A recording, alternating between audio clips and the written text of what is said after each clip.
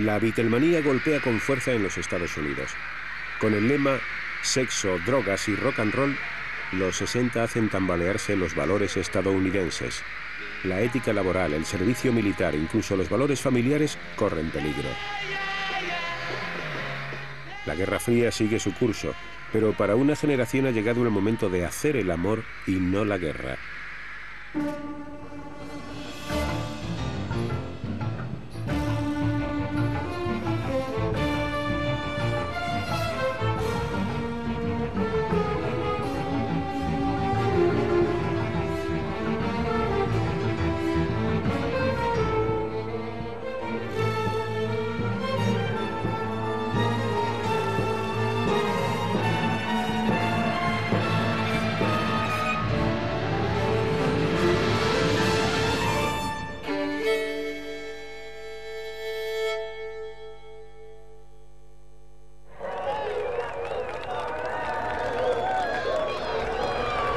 En 1960, Estados Unidos estaba alcanzando el punto culminante de su prosperidad y de su poder. Los demócratas decidieron escoger como candidato a la presidencia a Jack Kennedy, el atractivo hijo de un multimillonario estadounidense de origen irlandés. Daba la impresión de que la familia Kennedy en conjunto, pero en particular Jack y también Jackie en especial, eran realización natural del proceso político estadounidense. Parecían ser lo mejor que podía resultar de este proceso y representaban una nueva y fastuosa era.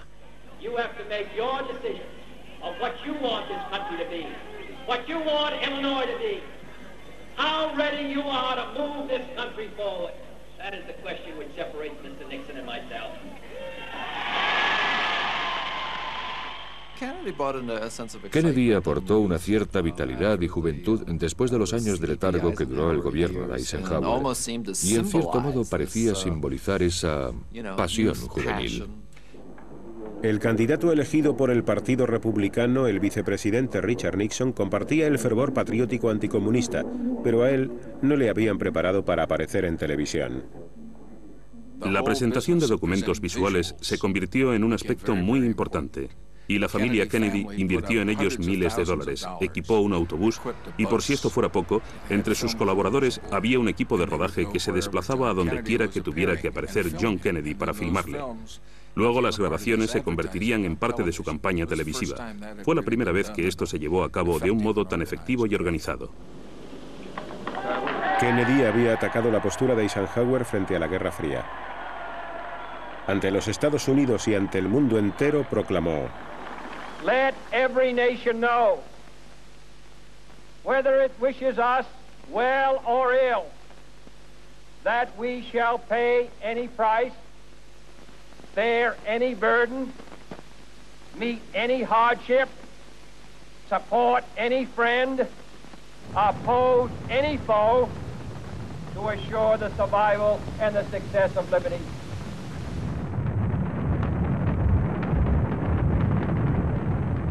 Kennedy incrementó el presupuesto destinado al ejército. Los contratos para defensa proporcionaron al complejo de la industria militar una fuerza y una riqueza sin parangón, que a su vez se tradujo en más puestos de trabajo. La Guerra Fría era la más noble de las empresas y se adecuaba perfectamente a la necesidad de tecnólogos como yo mismo y a la necesidad de programas subvencionados por el gobierno que se opusieran a los avances soviéticos.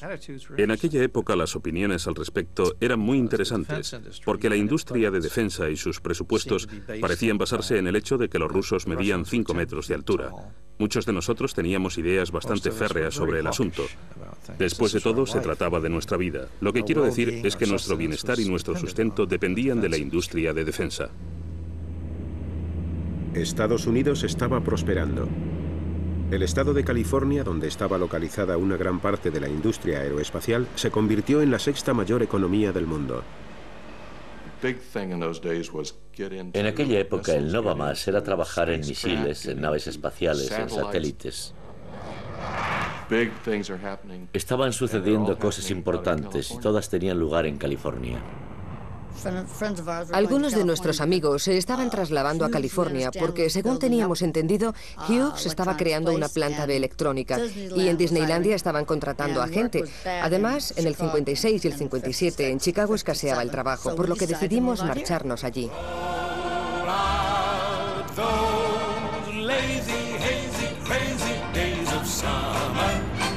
Those days of soda and pretzels and beer. Roll out those lazy, hazy, crazy days of summer. You'll wish that summer could always be here. Roll out those lazy, hazy, crazy days of summer. Those days of soda. Los colonos de posguerra que se instalaron en California dejaron atrás las decadentes ciudades de la costa este y calificaron de idílica la vida aburguesada en un lugar donde siempre brilla el sol.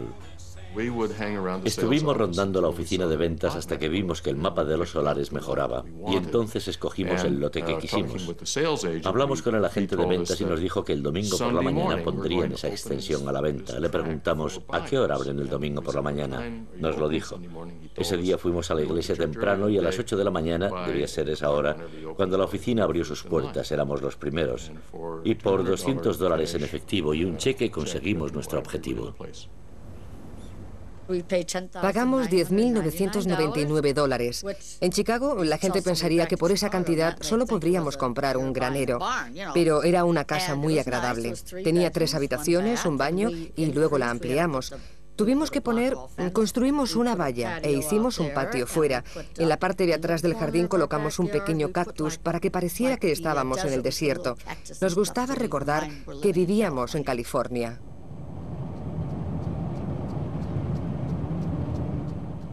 Pero no todos los estadounidenses podían disfrutar de la buena vida. El problema surgió cuando se planteó la posibilidad de vender esas casas a miembros de minorías étnicas, especialmente a la población negra.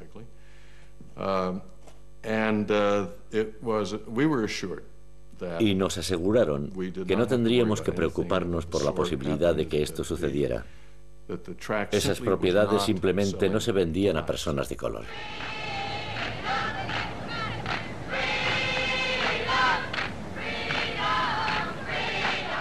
La Constitución y el proyecto de ley sobre derechos no sirvieron para cerrar la brecha abierta por los prejuicios que cada vez adquirían mayores dimensiones en el seno de la sociedad estadounidense. Los afroamericanos también querían libertad. Donde Kennedy hablaba de libertad frente al comunismo, ellos hablaban de libertad frente al hambre, al temor y a la humillación. Nosotros medíamos el racismo por grados, de manera que si vivías en San Luis decías, bueno, podría haber sido peor, podrías estar en Mississippi, ya sabes. Si vivías en Mississippi, entonces decías, bueno, tenemos suerte de que no nos maten a todos. Ese era el tipo de paz. Por lo tanto, si una persona negra se alzaba y se defendía, todo el mundo decía, estás loco, negro. Incluso aquellos que tenían el mismo color de piel decían, estás loco. Alguien tenía que decir, hey, está bien decir que algo está mal cuando en realidad está mal. Y en una democracia, si algo no marcha bien y lo dices, puedes reunir a la gente para que tu gobierno sepa que algo no funciona. ¿Y sabes qué? Si lo haces, podrán tomar medidas al respecto. En eso consistía en esencia el movimiento pro derechos civiles.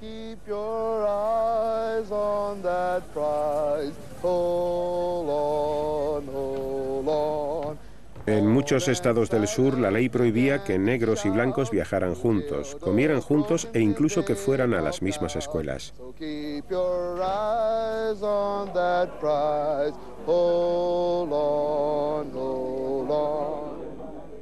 A los afroamericanos se les negaba el trabajo y el derecho al voto. Los activistas a favor de los derechos civiles que se manifestaban en contra de las leyes injustas tenían mucho cuidado de no provocar a la policía con demostraciones agresivas. Pero les golpeaban igual.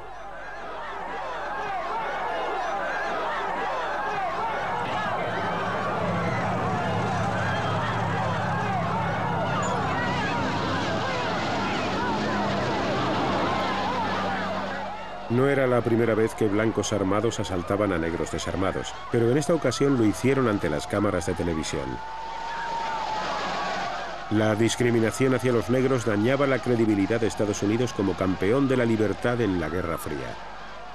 El secretario de Justicia Bobby Kennedy instó a su hermano Jack para que respaldara el movimiento de los derechos civiles, pero Kennedy era consciente de que necesitaba los votos de los sureños de raza blanca, por lo que le resultaba muy difícil comprometerse con la causa.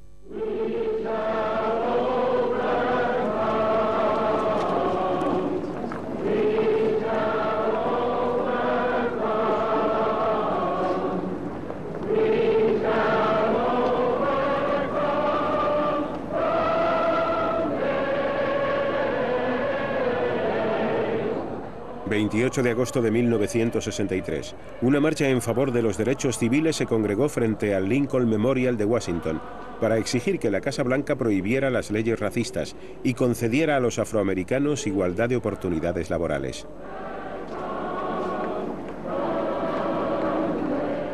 Unas 250.000 personas acudieron a escuchar a un ministro baptista del sur de 34 años. Let freedom ring, and if America is to be a great nation, this must become true. And so let freedom ring. When we let it ring from every village and every hamlet, from every state and every city, we will be able to speed up that day when all of God's children, black men and white men, Jews and Gentiles, Protestants and Catholics, will be able to join hands and sing in the words of the old Negro spiritual, free at last, thank God Almighty, we are free at last. Nunca escuché a King decir una cosa sobre sus amigos blancos cuando estaba ante la cámara y luego en privado otra muy distinta. Nunca los llamaba blancos ni tampoco patanes sureños. De él emanaba siempre el mismo amor. Un día estábamos charlando en una habitación y yo estaba despotricando contra ellos y decía todo lo que se me pasaba por la cabeza, pero él nunca abandonó esa forma de ser llena de amor. George Wallace, gobernador demócrata de Alabama, consideraba que el creciente movimiento en favor de los derechos civiles formaba parte de una conspiración comunista. The Communist Party USA has been alert to capitalize on every possible issue or event which could be used to exploit the American Negro in furtherance of party aims. In its efforts to influence the American Negro, the party attempts to infiltrate the legitimate Negro organizations for the purpose of stirring up racial prejudices and hatred. In this way, the party strikes a blow at our democratic form of government by attempting to influence public opinion throughout the world against the United States. En el nombre de la seguridad nacional, el secretario de Justicia Robert Kennedy autorizó al FBI para intervenir los teléfonos de Martin Luther King y sus colaboradores. John Edgar Hoover, director del FBI, estaba convencido de que los comunistas se habían infiltrado en el movimiento en favor de los derechos civiles. Hoover hated King. Hoover odiaba a King. Era un hombre que tenía una relación lo bastante estrecha con el sur, como para estar embebido en la cultura sureña. Y en esa sociedad existía una verdadera creencia, una creencia religiosa y también política, de que la igualdad entre negros y blancos era algo que no existía. Los agentes que permanecían a la escucha las 24 horas del día informaban constantemente a Hoover sobre cualquier novedad. Rumoreamos y aprendimos cosas de su vida personal, pero no teníamos pruebas para demostrar que King era comunista. En los preparativos para la campaña electoral de 1964, el presidente Kennedy, acompañado de su esposa, realizó una visita oficial a Dallas. Allí encontraría la muerte.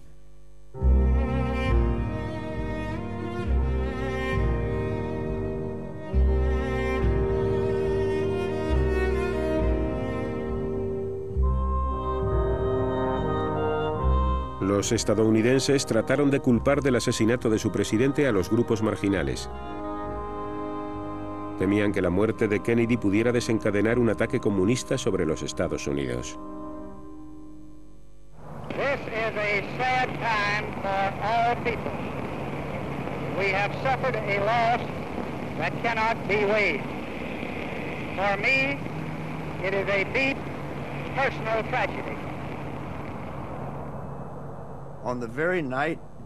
La misma noche del 22 de noviembre de 1963, en la que Johnson fue nombrado presidente, cuando regresó de Dallas, yo era una de las 3 personas que se encontraban en su habitación. Y esa noche me enteré de que había comenzado a esbozar la gran sociedad y quería poner en práctica su proyecto. Ahora que tengo el poder, mi intención es utilizarlo, dijo. This administration today, here and now, declares unconditional war on poverty in America.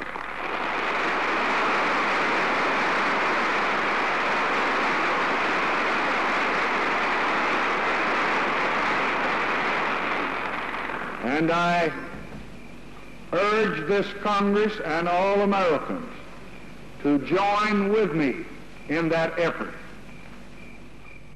En uno de los países más ricos del mundo, millones de personas vivían en la pobreza y carecían de una vivienda decente, de asistencia sanitaria y de educación.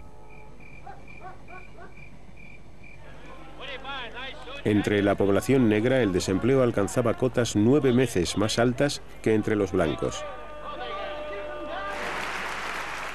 El núcleo de la visión que tenía Johnson de una gran sociedad era la abolición de la discriminación racial. En julio de 1964, Johnson firmó el proyecto de ley sobre derechos civiles. He uses nearly 100 pens to affix his signature and date. Souvenirs go to Republican leader Everett Dirksen and Democratic whip Hubert Humphrey. The president seems to have mastered the art of just touching each pen to the paper.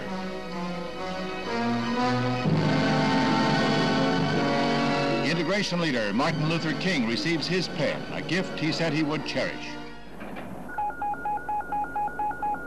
Attention all bases, attention all bases. This is Iron Hand, this is Iron Hand. This is a SAC alert. El almacenamiento de armamento militar para la Guerra Fría continuaba. Los Estados Unidos siguieron en alerta máxima ante el temor de que se produjera un ataque soviético. Se prepararon para llevar a cabo un contraataque a una escala inimaginable.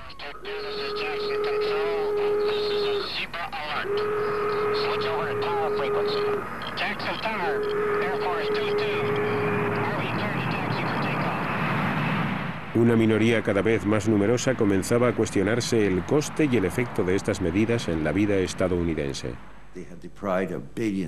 Tenían la soberbia de realizar inversiones de billones, billones y trillones de dólares, de gastarse trillones de dólares en materiales para la guerra, los servicios secretos y los incentivos. Tenían la soberbia de admitir una conspiración silenciosa en torno a lo que se suponía era una nación democrática. La industria de defensa se reveló como un empresario muy generoso. El Pentágono presentaba la maquinaria militar como la defensora del sueño americano. The day begins and gives new meaning to the words of Walt Whitman. Everything comes out of the people. Everyday people. The people as you find them. And leave them. People. People. Just people. La vida de este vecindario era muy buena, la verdad. Todos teníamos trabajo y sabíamos que no lo perderíamos. Poseíamos nuestra casa y éramos todos blancos, de clase media, rozando todos la madurez. Los niños tenían más o menos la misma edad y forma. El 4 de julio todas las mamás preparaban sus ensaladas de patata y sus fiambres y los ponían ahí sobre unas mesas que colocábamos en el callejón porque no había tráfico. Los niños jugaban con sus triciclos y serpentinas y todo estaba decorado. Lo pasábamos muy bien el 4 de julio. En 1964, Johnson se encontraba en plena campaña electoral para acceder a la presidencia y así poder construir su gran sociedad. Su oponente republicano era el senador Barry Goldwater, de Arizona, que votó en contra de la aprobación del proyecto de ley sobre derechos civiles. Goldwater prometió mantenerse firme contra los soviéticos y denunció la gran sociedad de Johnson porque, según él, tenía tintes socialistas. The message of our campaign is clear. It's this: stop the spread of socialism at home and communism abroad. El pueblo estadounidense necesitaba algo más convincente. Goldwater sufrió una aplastante derrota. En el campus de la Universidad de Berkeley florecía la discordia. En Berkeley había una gran tradición que se remontaba a muchos años atrás y que consistía en distribuir literatura, hacer discursos políticos y montar mesas para promocionar los grupos políticos de los alumnos en los terrenos del campus. Pero se publicó un mandato que ordenaba el cese de estas actividades. Los estudiantes comenzaron a poner en práctica técnicas que tomaron prestadas del movimiento para los derechos civiles y organizaron huelgas y sentadas.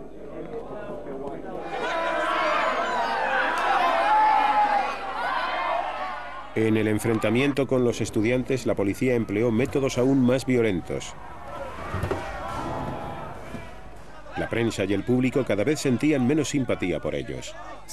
Algunos miembros de los servicios de prensa dijeron que el 49% de nosotros éramos comunistas, y a veces veías gente que llevaba distintivos en los que rezaba «Formo parte de ese 49%». Y esto era un problema muy grave. Fue un punto crucial porque a mí me aterrorizaba que me llamaran comunista. Era algo que me asustaba porque yo quería trabajar como profesora en una escuela pública, y ser tachada de comunista podía acabar con mi carrera.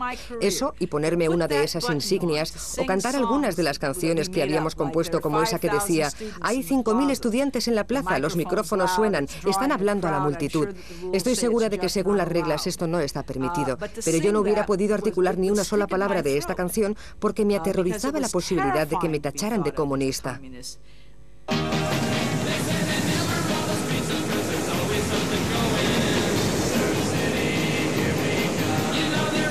Los ideales estadounidenses de libertad política se extendían ahora al campo de lo personal.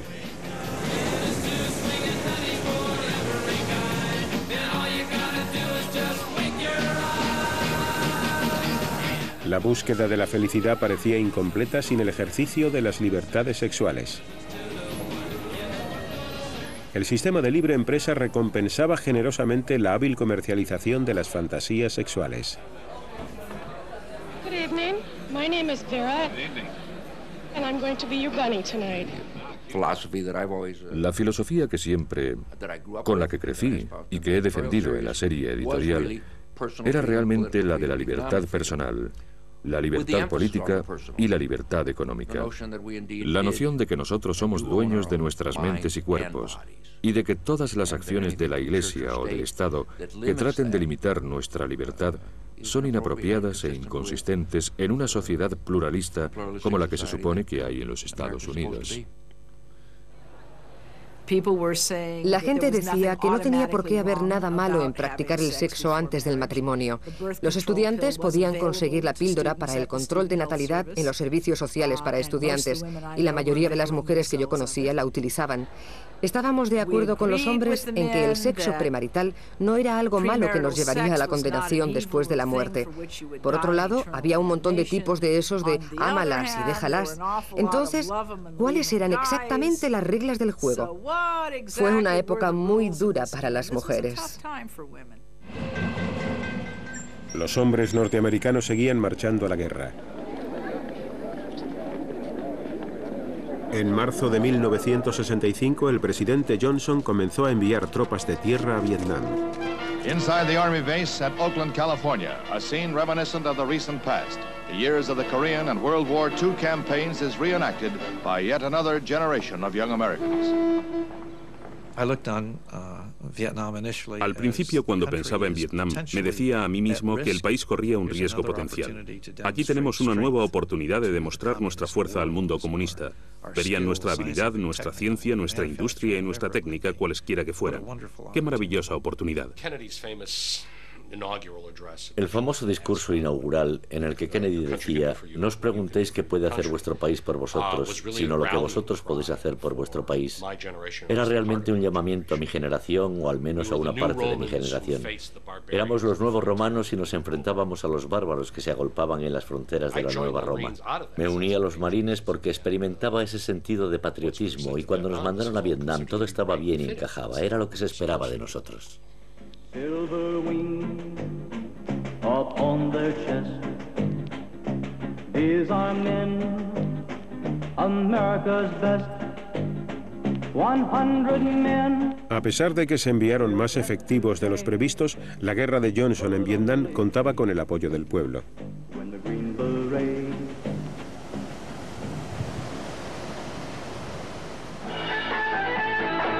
Mientras que algunos estadounidenses se marchaban a la guerra, otros buscaban emociones distintas.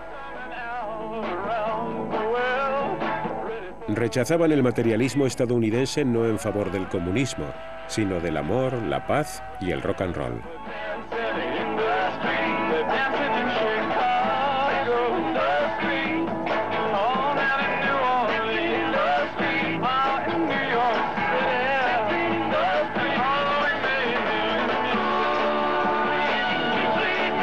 Por todo el país, jóvenes que ya estaban en edad de ser llamados a filas se limitaban a colocarse y a dormir, convirtiéndose así en unos marginados.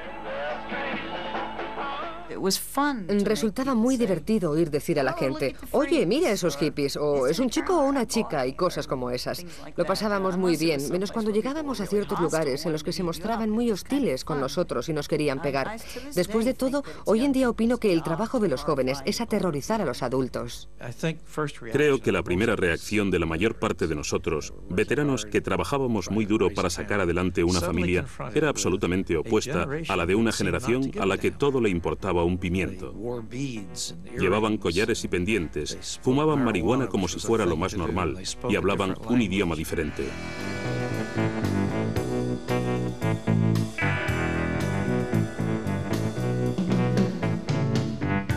Estos jóvenes estadounidenses rechazaban la ética laboral y la monogamia en favor de la espontaneidad, la sensualidad y las drogas psicodélicas.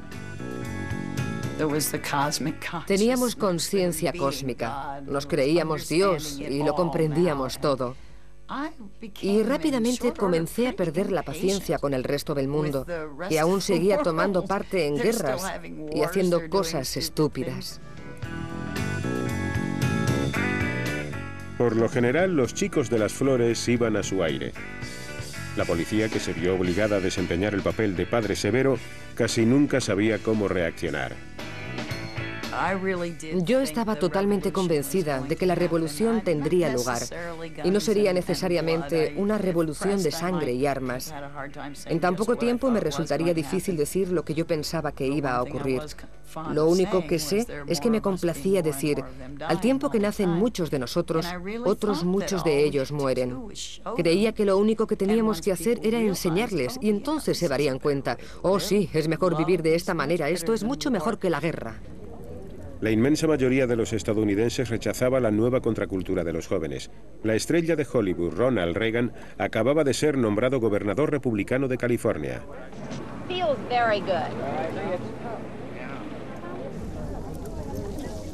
Reagan pidió un esfuerzo total para ganar la guerra en Vietnam.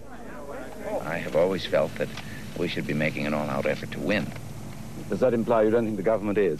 Well, I think for quite some time, and I still believe I have agreed with those military men and those who have suggested that perhaps more of a blockade with regard to North Vietnam, the blocking of the harbor and so forth to stop the shipments of munitions in, as well as trying to intercept them on their way south, would be more effective.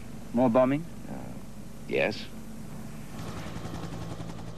Pero las protestas contra la guerra cada vez eran más frecuentes. Se organizaron manifestaciones y se quemaron formularios de alistamiento. Según este sector de la población, la guerra era inmoral e injusta.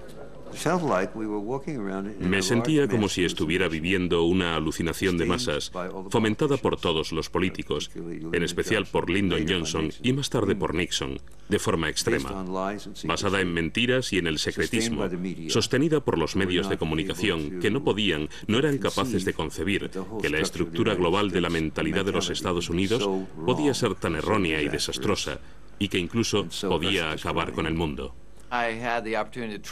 Tuve la oportunidad de viajar a Vietnam y ver con mis propios ojos algunas de las cosas que iban mal, y estudié y leí mucho sobre ello.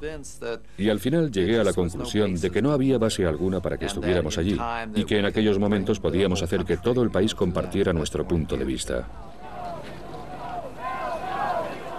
Los estudiantes de Berkeley organizaron un bloqueo en el centro de iniciación militar de Oakland para evitar que los reclutas se inscribieran en el servicio militar. El ejército se vio obligado a proteger a los reclutas tras un fuerte cordón policial.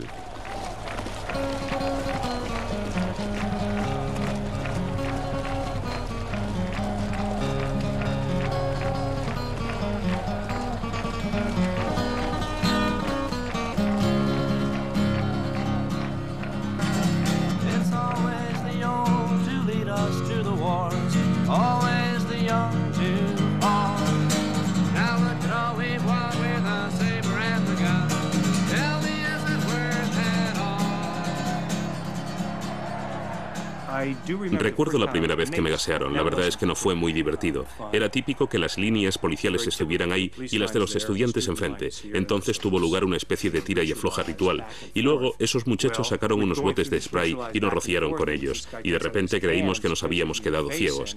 Era una ceguera temporal, pero en esos momentos no sabíamos qué demonios estaba pasando, porque era algo que nunca antes habíamos experimentado. Y aunque los efectos de los gases son temporales, no lo sabíamos. Así que no teníamos ni idea de qué demonios estaba pasando. Call it peace or call it treason, call it love or call it reason, but I ain't marching anymore. I ain't marching anymore.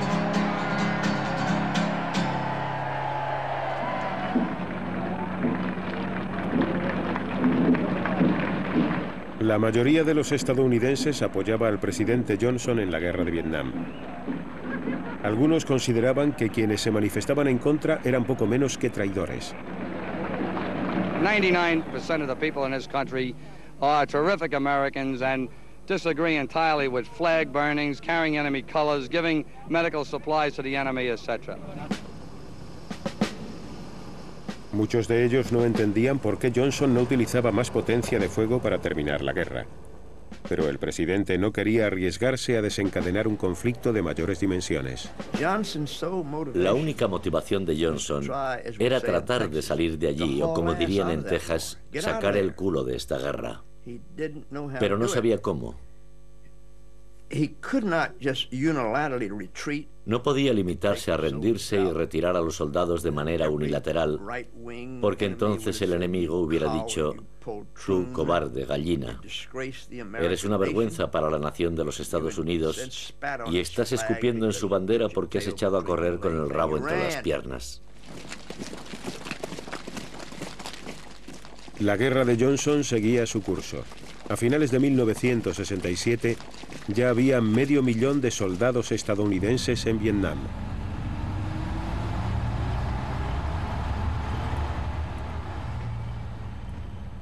Organizamos una congregación en contra de la guerra y nos centramos sobre todo en un aspecto. Un 26 o un 28% de los soldados que morían en las líneas del frente en Vietnam eran negroamericanos a los que en su país no se les reconocía los mismos derechos que a los blancos.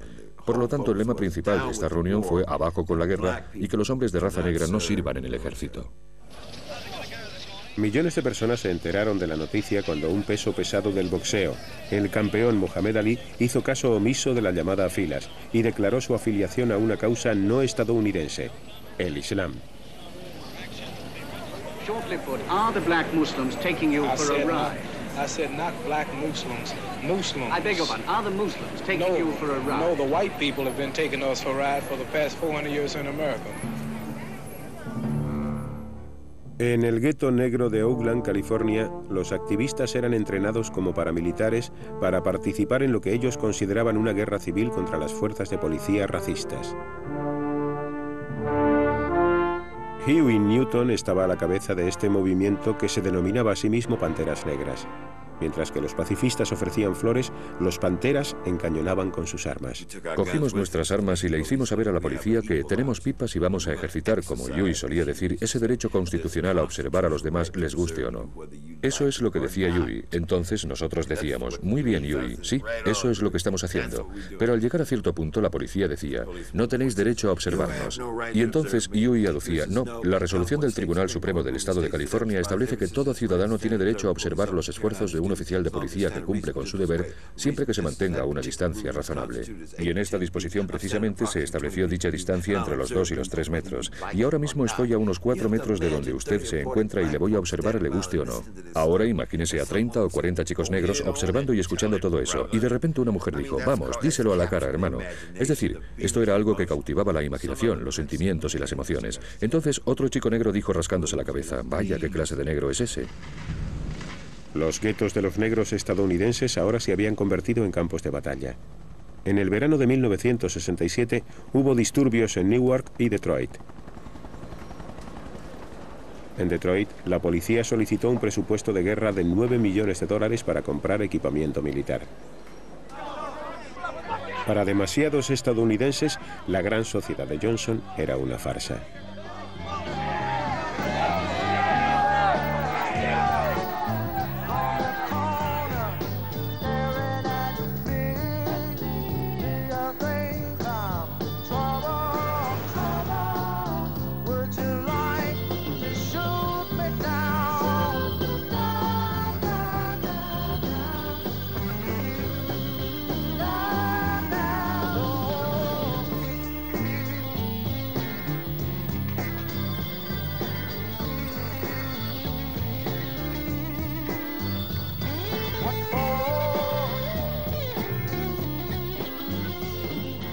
En marzo de 1968, puesto que la guerra en Vietnam y el conflicto en casa continuaban, Johnson tiró la toalla. Declaró que no se presentaría a un segundo mandato como presidente. Martin Luther King aún seguía persiguiendo su sueño. So I'm happy tonight. I'm not worried about anything. I'm not fearing any man. Mine eyes have seen the glory of the coming of the Lord. La noche siguiente, un pistolero blanco asesinó a Martin Luther King.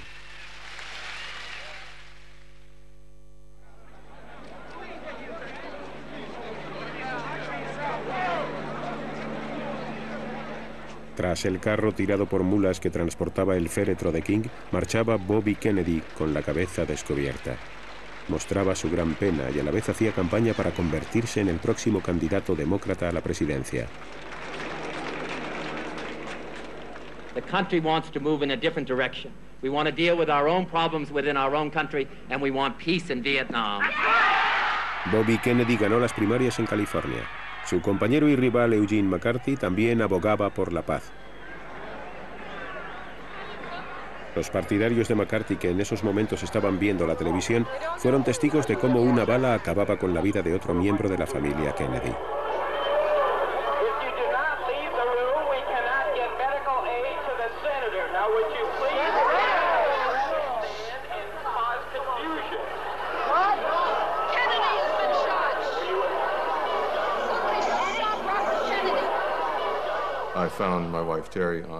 Encontré a Terry, mi esposa, sollozando en el sofá. Me había despertado y al no encontrarla a mi lado en la cama me pregunté dónde habría ido. Y estaba allí en el sofá porque aún seguían dando la noticia y las repeticiones del asesinato. Yo aún no me hacía la idea. Pensé que eso demostraba que estábamos enviando a muchos hombres buenos hacia la muerte.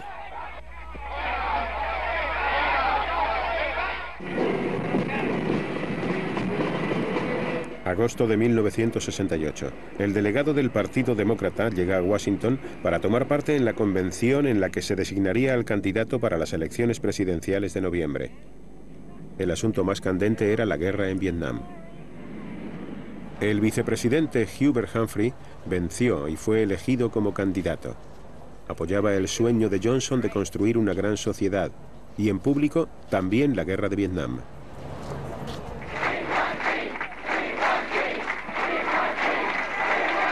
La facción contraria a la guerra del Partido Demócrata depositó todas sus esperanzas en el senador Eugene McCarthy de Minnesota. Cuando me presenté en el cuartel general situado en el hotel, los miembros del servicio secreto me dijeron: en esta sala no hay micrófonos, aquí puede decir lo que quiera, pero no hable por teléfono porque lo han intervenido. Sabemos. Las autoridades estaban nerviosas. Se esperaba que unas 100.000 personas se manifestaran en Chicago en contra de la guerra. We permit people, we don't care who they are, to come to Chicago and visit us. And we will permit people to carry on their rights as American citizens, to petition and demonstrate. But there's no person, any place, anywhere, or any thousands of them that will come to Chicago and take over our streets, our convention, or our city. The present-day politicians and their armies of automatons have selfishly robbed us of our birthright. The evilness they stand for will go unchallenged no longer. Political pigs, your days are numbered. We are the second American Revolution. We are winning. Yippee! Los manifestantes se reunieron en los parques de la ciudad con el fin de prepararse para marchar sobre el Congreso.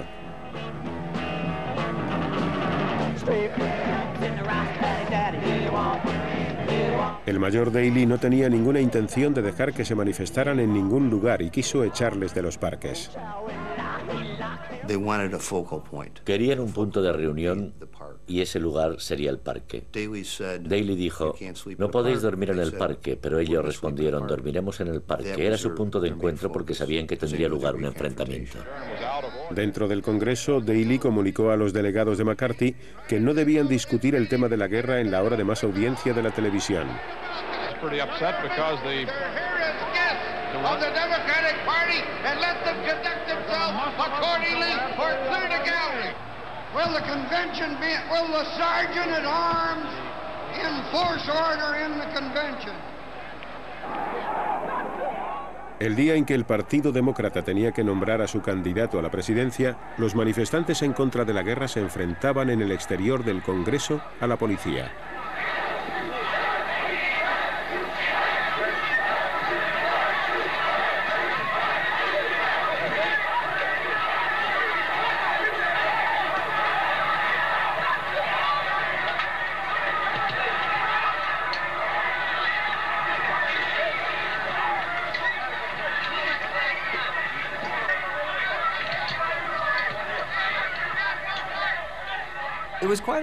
La verdad es que fue toda una experiencia tener a, no sé exactamente si eran 40 o 50 policías gritando, hay que matar a Davis, y detrás de ellos había muchos más. La primera vez me golpearon en la cabeza y caí al suelo. Luego me golpearon en la espalda una y otra vez. Esta ha sido, yo diría, la primera vez en mi vida que he pensado que no podría seguir adelante con mi labor.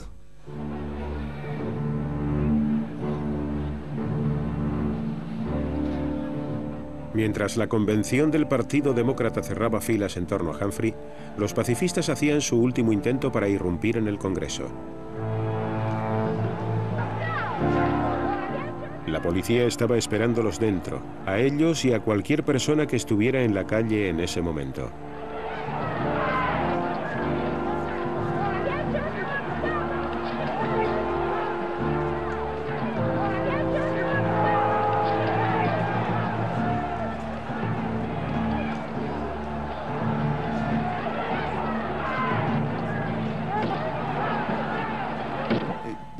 La mayor parte de la gente apoyaba a la policía de Chicago en la convención. Creo que después se realizó una encuesta al respecto y aproximadamente un 78% respaldaba a la policía de Chicago.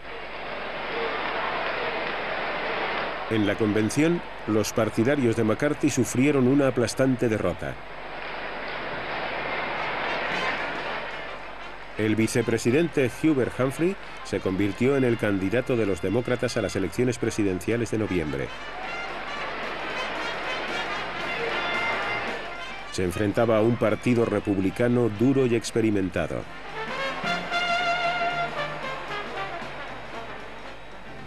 When the strongest nation in the world can be tied down for 4 years in a war in Vietnam with no end in sight, when the richest nation in the world can't manage its own economy, when the nation with the greatest tradition of the rule of law is plagued by unprecedented lawlessness, when a nation has been known for a century for equality of opportunity is torn by unprecedented racial violence, and when the President of the United States cannot travel abroad or to any major city at home without fear of a hostile demonstration, then it's time for new leadership for the United States of America. Lo que estaba diciendo es, soy más fuerte, más listo y comprendo mejor el mundo. Mis rivales están divididos. Los elementos periféricos del Partido Demócrata los han dejado fuera de combate y la responsabilidad recae sobre un montón de chiflados. Tenemos estabilidad y sabemos hacia dónde nos dirigimos. Sabéis cómo opinamos sobre las cosas. Podéis confiar en nosotros. No consentiremos que los rusos o los chinos nos den órdenes.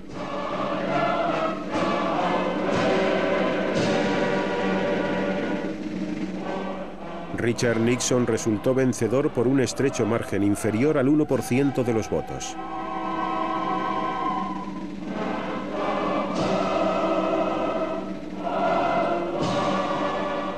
La Guerra Fría en Vietnam seguiría adelante.